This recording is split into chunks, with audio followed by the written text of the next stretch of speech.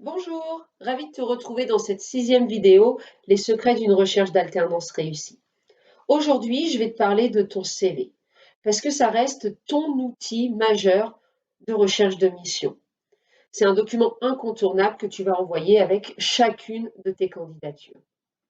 Et je devrais dire que je vais te parler plutôt de tes CV, parce que tu vas en avoir besoin de plusieurs. En ce moment, j'accompagne un étudiant en finance qui a un profil assez généraliste et qui recherche une alternance.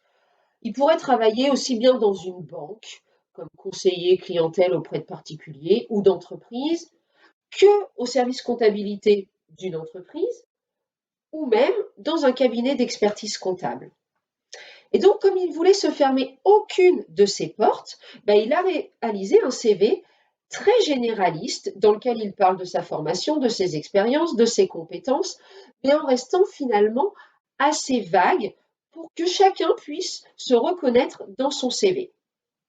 Malgré l'envoi de plusieurs dizaines de candidatures à des banques, des cabinets ou des boîtes, aujourd'hui, il n'a encore décroché aucun entretien. Pourquoi? Tout simplement parce qu'il n'a pas été assez précis dans le CV qu'il envoie au recruteur.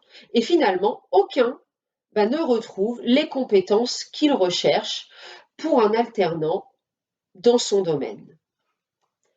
C'est vraiment de ça dont tu as besoin, c'est de personnaliser ton CV pour qu'il parle à la cible à laquelle tu t'adresses.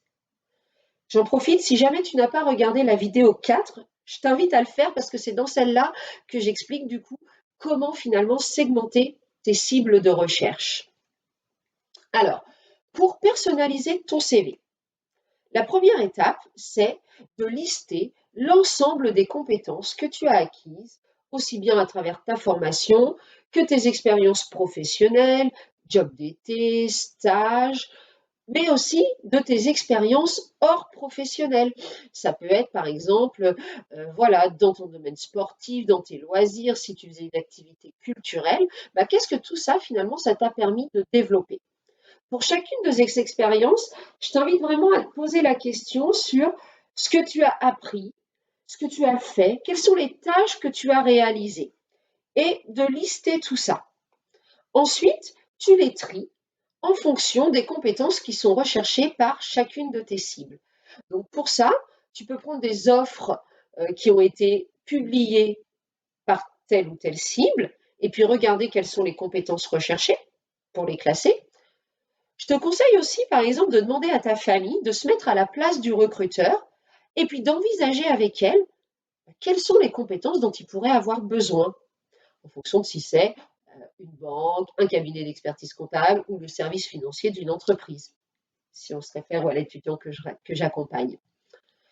Une fois que tu as fait ça sur tes compétences, je t'invite à faire la même chose sur tes qualités.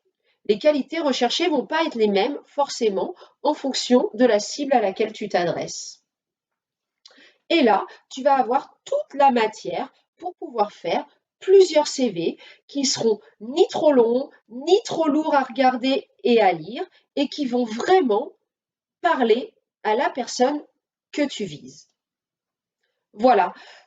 Dans la prochaine vidéo, on reviendra plus en détail sur qu'est-ce que doit contenir ton CV pour attirer l'œil du recruteur et être percutant.